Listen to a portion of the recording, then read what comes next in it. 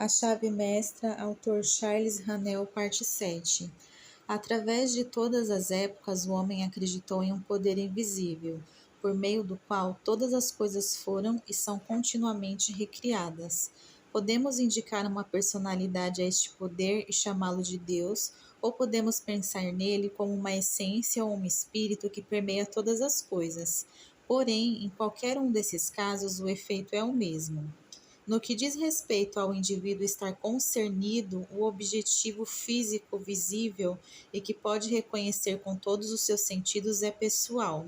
Consiste em seu corpo, cérebro e nervos. O subjetivo é o espiritual, o invisível e impessoal. O pessoal é consciente, porque é uma entidade pessoal e física. O impessoal, sendo do mesmo tipo e qualidade que todo o resto do ser, não está consciente de si mesmo e, portanto, foi denominado subconsciente. O pessoal ou consciente tem o poder da vontade e da escolha e pode, portanto, exercer discriminação durante a escolha de métodos através dos quais encontra a solução para suas dificuldades. Já o impessoal, sendo parte una com a fonte e origem do seu poder, não pode exercer nenhuma escolha, porém troca os seus recursos infinitos por sua disposição. Este pode e consegue trazer resultados por métodos que a mente humana individual não pode sequer conceber. Portanto, você verá que é o seu privilégio depender da vontade humana com todas as limitações e prejuízos, ou você pode utilizar as potencialidades do infinito fazendo uso da mente subconsciente.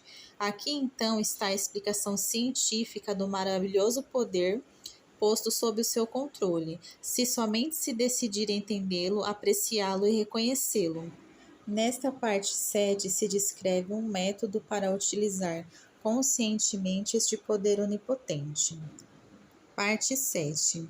A visualização é o processo de fazer imagens mentais, e a imagem é um molde ou modelo que servirá como padrão a partir do qual emergirá o seu futuro.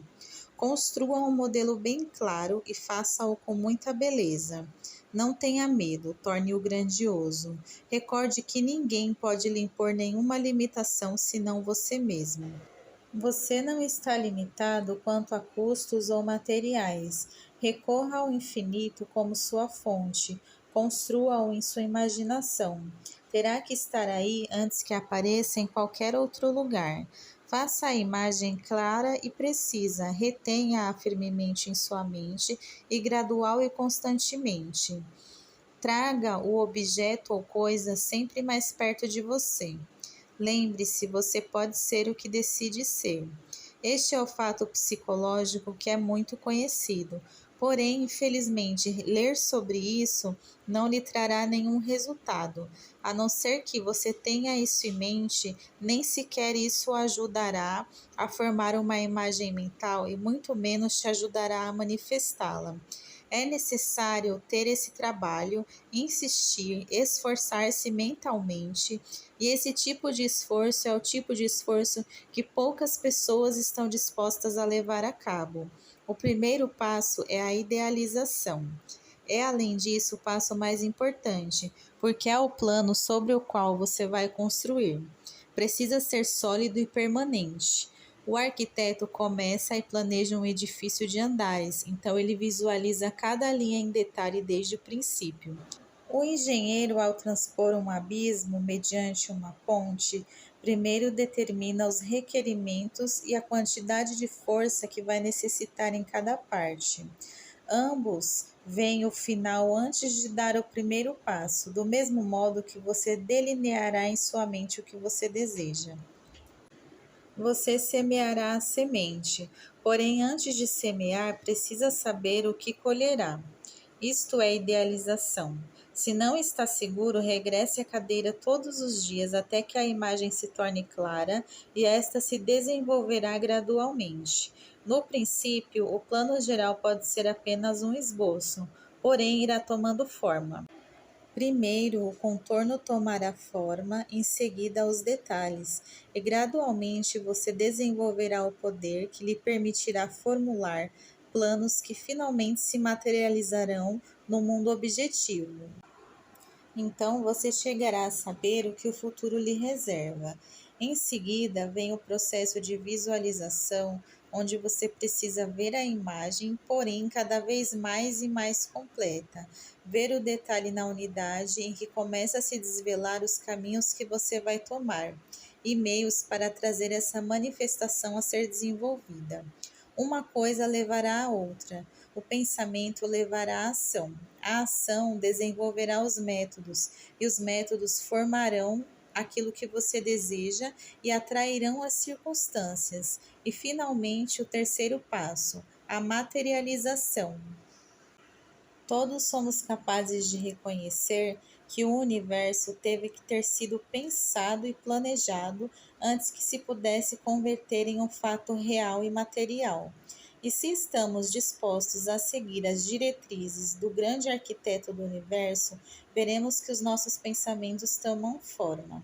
Tal como o universo se tornou concreto, os seus desejos também podem se tornar concretos. É a mesma mente operando através do indivíduo. Não há diferença de classe ou qualidade, a única diferença é o grau. O arquiteto, ele visualiza o seu edifício e vê como deseja que este edifício seja. Seu pensamento se converte em um molde plástico a partir do qual o edifício surgirá. Alto, baixo ou formoso ou simples. Sua visão toma forma no papel e finalmente se utiliza o material necessário para construir e erguer o edifício. O inventor, ele visualiza sua ideia exatamente da mesma forma. Podemos citar como um exemplo Nikola Tesla, que tinha um enorme intelecto e foi um dos maiores inventores de todos os tempos. Este homem materializou as mais surpreendentes realidades, sempre visualizou seus inventos antes de começar a trabalhar neles. Tesla não se apressava em materializá-los, para em seguida pensar neles ou corrigir os seus defeitos. Tendo construído a primeira ideia em sua imaginação, a mantinha aí, como uma imagem mental a ser construída e melhorada pelo seu pensamento. Desta forma, escreveu em seu livro O Experimentador Elétrico: Estou habilitado para desenvolver e aperfeiçoar rapidamente uma concepção sem tocar em nada. Quando já avancei o suficiente como para incorporar no invento toda a melhora possível no qual eu posso pensar e não lhe vejo falhando, converto em algo concreto o produto do meu cérebro. Invariavelmente, meu projeto funciona como concebi, como deveria torná-lo, e durante 20 anos não encontrei qualquer exceção. Se pode conscientemente seguir essas instruções, desenvolverá o tipo de fé que é a substância das coisas pelas quais se espera, a evidência das coisas que não são vistas, e desenvolverá confiança, o tipo de confiança que conduz à perseverança e à coragem. Você desenvolverá o poder de concentração que lhe permitirá excluir todos os pensamentos, exceto os que estão associados com o seu propósito. A lei é que o pensamento se manifestará em forma, e somente quem souber como se converter no pensador divino será capaz de manifestar os próprios pensamentos e assumir o lugar do mestre e falar com autoridade. A clareza e a certeza se obtêm unicamente mantendo a imagem repetidamente em sua mente. Cada repetição torna a imagem mais nítida e precisa do que a anterior. E na proporção que a nitidez e a precisão da imagem crescem, assim ela produzirá a manifestação resultante. Você precisa construí-la com firmeza e segurança em seu mundo mental, seu mundo interno, antes que possas tomar forma no mundo exterior. E você não pode construir nada de valor, inclusive em seu mundo mental, a menos que conte isso usando o tipo de material apropriado. Quando tiver o material, poderá construir qualquer coisa que desejar. Porém, assegure-se de que seu material tem qualidade. Você não pode fazer uma cortina de brocados usando trapos. O material de qualidade será criado por milhões de silenciosos trabalhadores mentais e moldados na forma da imagem que você tiver em mente. Pense nisso. Você tem mais de 5 milhões desses trabalhadores mentais prontos e ativos, que você chama de neurônios. Além disso, há uma força de reserva de ao menos um número igual, prontos para serem chamados à ação, na mais leve necessidade. Seu poder para pensar, então, é quase ilimitado. Isso significa que o seu poder para criar o tipo de material que é necessário para construir algo para você mesmo, qualquer tipo de entorno, é o que deseja e que praticamente é ilimitado.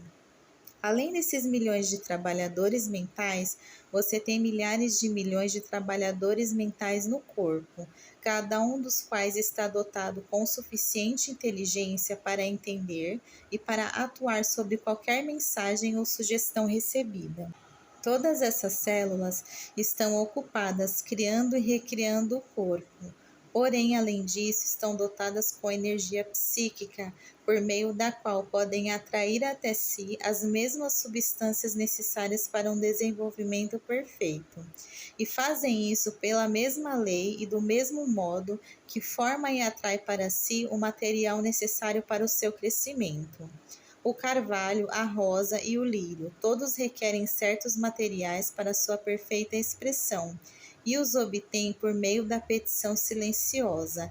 A lei da atração é a forma mais confiável para você obter o que quer, para o seu desenvolvimento completo. Então, construa uma imagem mental. Construa-a de forma clara, definida e perfeita. Sustente-a firmemente e os meios aparecerão. A provisão seguirá a petição. Você será guiado para fazer o correto no momento correto e da forma correta. O desejo sincero atrairá a expectativa certa, e esta, por sua vez, deverá se reforçar com a ordem firme. Estas três coisas não falham para atrair a realização, porque o desejo sincero é o sentimento, a expectativa confiante, é o pensamento, é a ordem firme, é a vontade.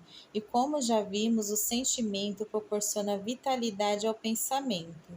Contanto que a vontade se mantenha firme, esta é a lei de crescimento e é o que faz tudo se manifestar. Não é admirável que o homem tenha um poder tão enorme dentro de si e faculdades tão transcendentais que ele não faz ideia? Não é estranho que sempre nos ensinaram a buscar a força e o poder fora de nós? Fomos ensinados a buscar em todo lugar, exceto em nosso interior. E sempre que esse poder se manifesta em nossas vidas, nos é dito que é algo sobrenatural. Hoje, muitos já chegaram ao entendimento deste maravilhoso poder e já realizaram esforços sérios e conscientes para melhorar a sua saúde, poder e outras condições e pareceram falhar. Não parecem capazes de fazer com que a lei opere. A dificuldade em quase todos os casos consiste em que se estão enfocando no lado externo. Desejam dinheiro, poder, saúde e abundância, porém não percebem que estes são efeitos que chegam somente quando se encontra sua causa. Os que não prestam atenção ao mundo externo buscarão somente confirmar a verdade. Buscarão unicamente a sabedoria e verão que esta sabedoria revelará e divulgará a fonte de todo o poder que se manifestará no pensamento e no propósito que irá criar as condições externas desejadas. Esta verdade encontrará a sua expressão no propósito nobre e na ação corajosa. Crie unicamente os ideais. Não pense nas condições externas. Torne belo e opulento seu mundo interno, e o mundo externo expressará e manifestará as condições que existem em seu interior. Você chegará a compreender seu poder para criar ideias que serão somente projetadas no mundo em seus efeitos. Por exemplo, suponha que um homem está endividado e pensará continuamente na dívida, concentrando-se nela. E como os pensamentos são as causas e o resultado é que ele não somente assegurará que a dívida permaneça junto a ele, senão que realmente criará mais dívida. Ele está pondo em operação a lei da atração com um resultado normal e inevitável. Uma perda leva a outra perda, que leva a uma perda ainda maior. Qual é então o princípio correto? Concentre-se nas coisas que você deseja e não nas que não deseja. Pense na abundância, idealize os métodos e o plano para pôr a lei da abundância em operação em sua vida. Visualize as condições através das quais a lei da abundância cria, e isso dará lugar à manifestação. Se a lei funciona perfeitamente para trazer pobreza, carência e toda forma de limitação para os que continuamente mantêm isso em seu pensamento, também funcionará com a mesma certeza para atrair condições de abundância e opulência para os que mantêm pensamentos de coragem e poder. Este é um problema difícil para muitos. Somos demasiado ansiosos, pelo que manifestamos ansiedade, medo e tensão. Queremos fazer algo e queremos ajudar. Somos uma criança que acaba plantando uma semente a cada 15 minutos e a remove da terra para ver se ela está crescendo. Mas é claro que, sob essas circunstâncias, a semente nunca germinará, e isso é exatamente o que muitos de nós fazemos no mundo mental. Precisamos plantar a semente e deixá-la imperturbável. Isso de nenhum modo significa que permaneceremos sentados sem fazer nada. Faremos mais e melhor trabalho do que jamais tivemos feito antes. Nossos novos canais proverão constantemente e se abrirão novas portas. A única coisa necessária é ter a mente aberta e estar pronto a agir quando chegar o momento certo. A força do pensamento é o meio mais poderoso para obter o conhecimento, e se esta está concentrada em um tema, poderá resolver qualquer problema. Nada está mais além do poder da compreensão humana. Porém, para isso se requer aproveitar a força do pensamento e fazê-lo produzir o que desejamos. Lembre-se que o pensamento é o fogo que cria o vapor que move a roda da fortuna, da qual dependem as suas experiências. Faça algumas perguntas e, em seguida, espere com reverência as respostas. Você não sente agora e sempre sente o seu ego consigo? Você expressa esse ego ou segue a maioria? Lembre-se que a maioria sempre é conduzida e nunca conduz, que foi a maioria que lutou com unhas e dentes contra a máquina a vapor, o tear automático e qualquer outro avanço ou melhoria que foi proposta então. Para o seu exercício dessa semana, visualize um amigo e veja-o exatamente como o viu a última vez. Veja a casa, a mobília, lembre-se da sua conversa com ele. Agora veja o seu rosto e veja isto nitidamente. Agora fale com ele a respeito de um tema de interesse mútuo e veja ele mudar a expressão e sorrir. Você pode fazê-lo? De acordo, você pode então fazê-lo. Desperte o seu interesse e conte-lhe uma história de aventuras. Veja os seus olhos se iluminarem com um espírito de alegria e emoção. Você pode fazer tudo isso? Se você pode, a sua imaginação é boa e está fazendo um excelente progresso.